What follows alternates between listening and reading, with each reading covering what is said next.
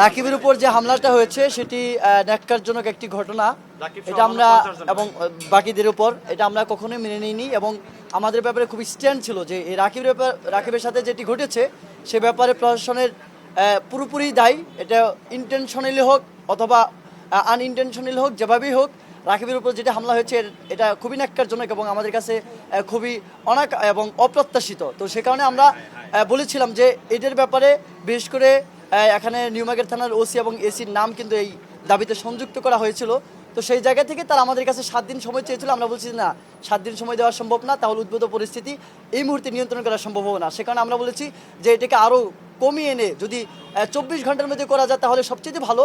পরে তারা বলছে যে না, একটি তদন্তের ব্যাপার, তদন্তে তো দ্রুতই সম্ভব হয় না।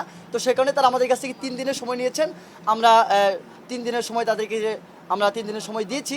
আশা করি এই 3 দিনের মধ্যে থেকে রাকিবের ব্যাপারে যে হামলাটা হয়েছে সেই হামলার সুষ্ঠু তদন্ত করে একটা সুষ্ঠু বিচার হবে, সেই প্রত্যাশা আমরা কর্তৃপক্ষের কাছ থেকে চাচ্ছি।